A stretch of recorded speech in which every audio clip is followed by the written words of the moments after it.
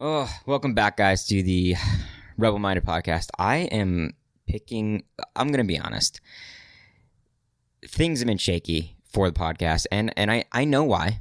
I know why. I'm literally picking, like, dust webs, cobwebs, like, not actual spider webs. Like, that's not a thing, right? Like, this isn't spiders, right? Cobwebs off of my mic. That is ridiculous. That is, it's it shouldn't be that way.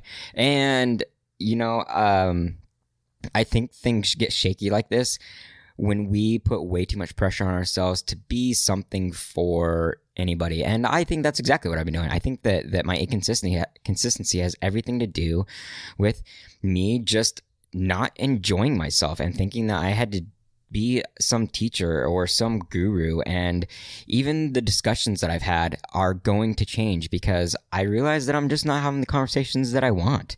And that's what I'm going to be looking out for. But I also want to talk about the things that I want to fucking talk about. And I think that I like having an unpopular opinion, and that's what I'm going to give to you today. But just about some random stuff. But I do hope that all of the humans out there are doing fucking amazing. I mean, I've found myself enjoying things a lot more. I think that's why I've come back to episode 110 and decided to just fucking say so, is that I've found a smoothness, or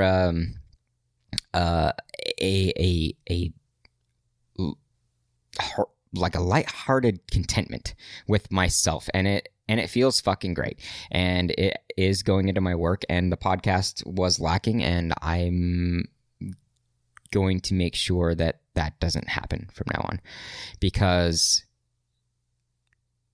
sometimes it doesn't matter what it is that we're shooting to say. Maybe sometimes it just matters that we say it. So hope everybody's doing awesome. Hope everybody's on track for something. And the biggest things I realized is progress is just fucking progress. Sometimes you don't need to know exactly where you're going. And if you feel like you've got a bunch of pressure on you to be somewhere, to do something, and you're looking too far into the future, you're looking too far into the past, you're not where you need to be. There's so much to be said for presence. So just fucking keep moving, man. Just keep moving. I love that you're moving, and it's going to be okay. All right.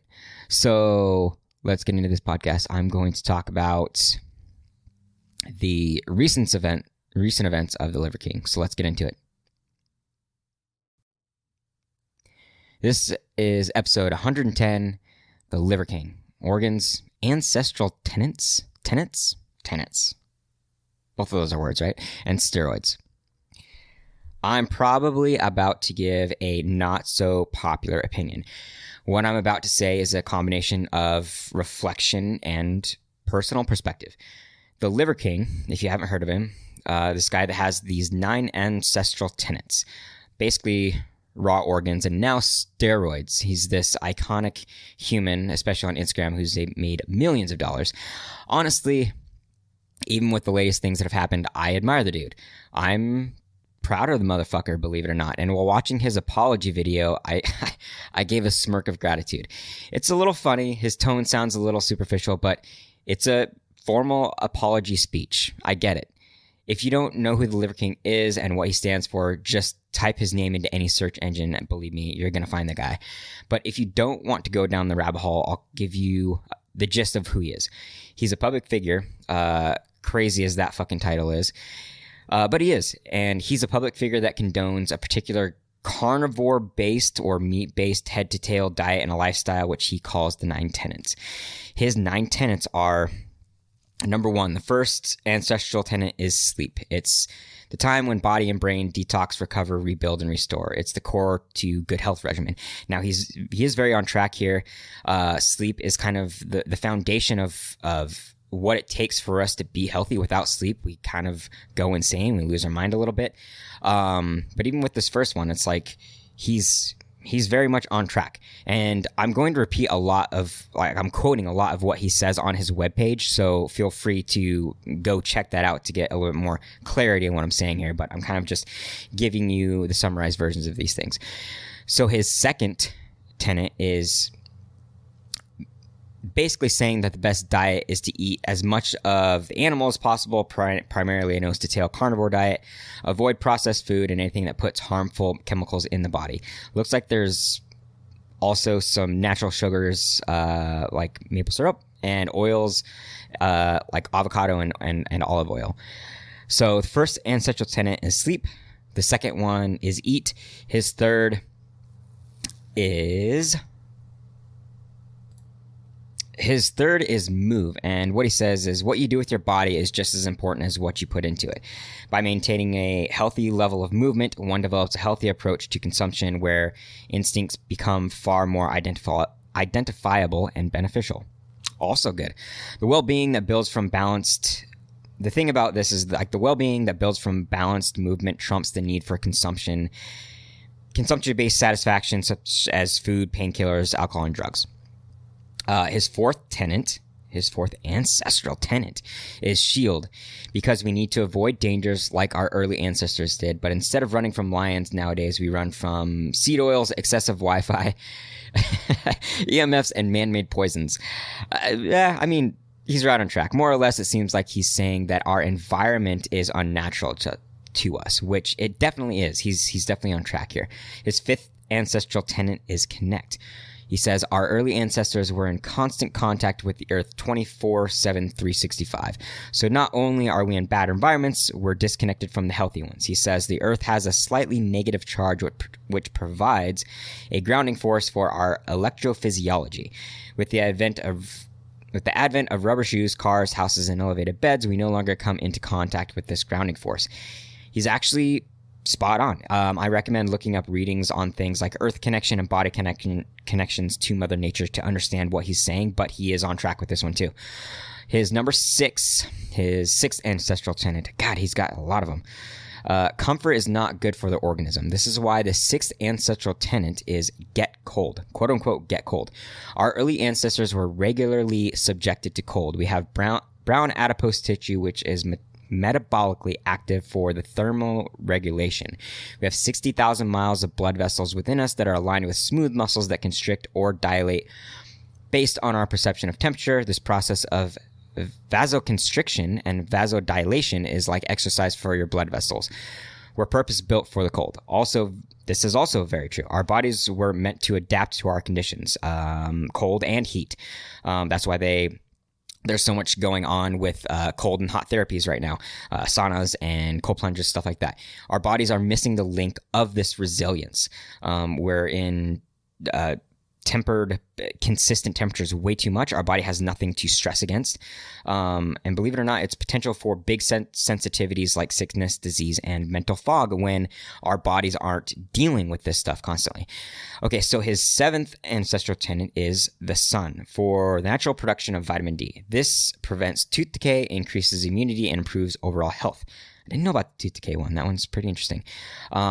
I think that vitamin D is actually a hormone, or it turns into a hormone or something like that. Look up Huberman Labs, Andrew Huberman. He's a great podcaster to listen to. He's great with all of this stuff. He knows a lot about the mind and body. I think he's a neurobiologist, I think is what he is.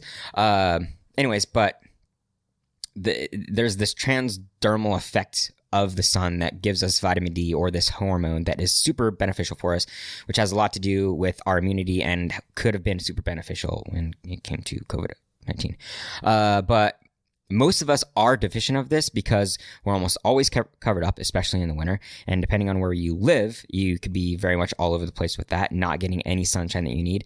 I guess statistically, like 90% of us are vitamin D deficient, which is horrible. So all of us should be taking supplements. His eighth ancestral tenet is fight. This one was a little confusing to me at first, but it kind of made sense as he spoke about it. He says, in modernity, modern times, there are not a lot of natural opportunities to put yourselves in harm's way, to overcome real struggle, to really fight for something of value. And so I believe for us to really thrive, we have to possess a type of high courage to continue to fight for something meaningful, to foster an inner fire, to take real risks, and to continue to create ways to win. This is how we avoid falling in a rut. Okay, so we all inherently know this pretty much. It's in our biology to have the tools to survive, but without anything to eat us and a steady paycheck to buy food, we have to force challenge upon ourselves. That's why we are in the state that we're in. That's why things are far too comfortable. That's why people aren't getting anywhere. This is why people are miserable. So he's very much on track with needing to fight for something because we don't have to naturally do it anymore. And so now, to get the mind and body to respond in elite fashions, we actually have to go out and seek challenge and fight comfort. It's the new struggle of a modern world. It's not evolution anymore. It's not archaic anymore. It's not primal anymore. We literally have to fight for our physical, mental, emotional, spiritual health because we've pushed them so far outside of our realm of understanding, and now we're getting sick in so many ways because of it. So onto his 9th ancestor tenet is bond. He says, our ancestors' purpose was guarding the perimeter from danger to protect one's tribe, hunting and foraging to feed one's tribe, building, tool making, and weapon making to shelter and shield one's tribe, caretaking and lovemaking to nurture, to nourish, and to grow one's tribe. There was purpose in teaching and in tradition and in play that cultivate traditions and deepen social bonds. Jesus. This one is actually huge. I think you notice it when you're far too disconnected from people. We very much need connections, not just for thriving, but and joy and camaraderie and to exercise the mind and perspective. It does a lot for our mental health and helps us avoid insanity and depression, more or less. So to not get too carried away here, I wanted to make sure that people heard this and people could take into consideration who this guy is and what he's actually after. And if you have to avoid the fact that he was on steroids, maybe give that a thought for a second. So you should always question your judgments, okay? And why? It's because what you believe is true does not make it true for all things that exist. To assume so is the beginnings of objectification of other people and elitism. And look what that does to us. The Liver King actually is pretty fucking spot on with these 9 practices, tenets, whatever you want to call them, that he promotes. Sleep is crucial. Avoiding processed food and a plethora of inflammation causing seed and vegetable oils is also crucial. Physical activity, especially intense and challenging activity that you had to put your body through, has huge benefits for your psychological and physiological state. This concrete jungle that we live in is absolutely horrible for us. You wonder why New Yorkers are such stereotypical assholes and people that live in Seattle, where it's cloudy all the time, are depressed. They're surrounded by dysphoric man-made objects, radiations, unclean oxygen, and minimal sun exposure.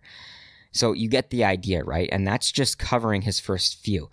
I've spent a lot of years in the physical training world. I'm not a guru. I'm not the most wise.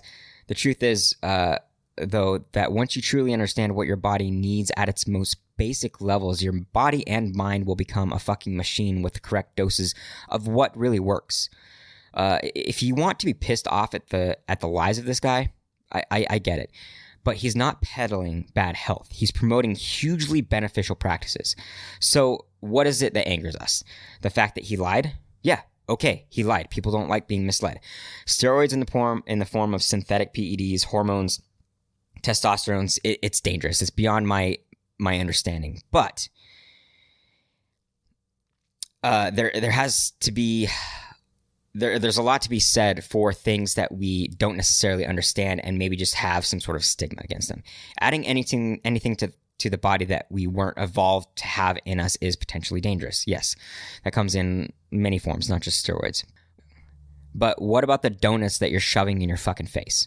The fact that deep down you know what's healthy for you and what's not. All of the processed food, all of the lack of sleep, all of the partying, all of the alcohol, all of these things that you know are not good for you, and you're going to point out something like steroids. So you're pulling years years and years off of your life, and you're creating so much more potential for sickness, for disease, for cancers, for lethargy, for a cloudy mind. You're doing all of this to yourself, and you're shooting this guy down for steroids.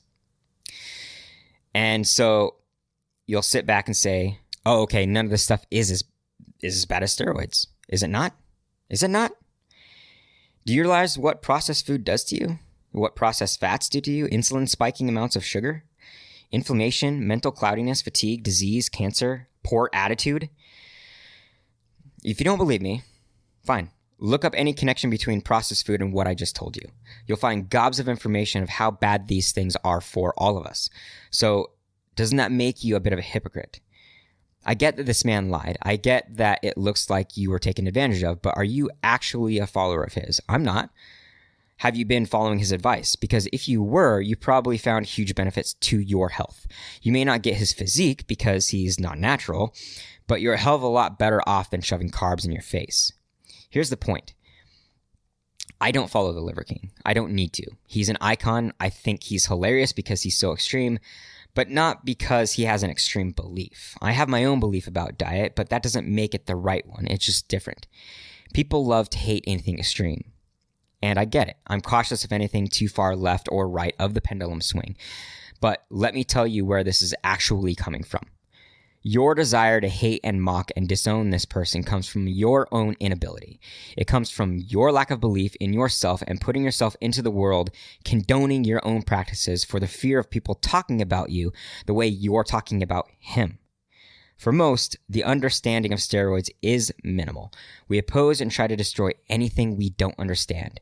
Instead of opening our minds, instead of trying to understand another person's way of life, we just shoot them down for the smallest piece of information. The worst part of this is that people talk just because they want to talk, because they don't have enough challenge in their own lives to keep their attention from straying into the lives of others. What if I told you that I predict in the future that more and more people will have to take some sort of supplement for testosterone, whether it's bioavailable or clinical? Why?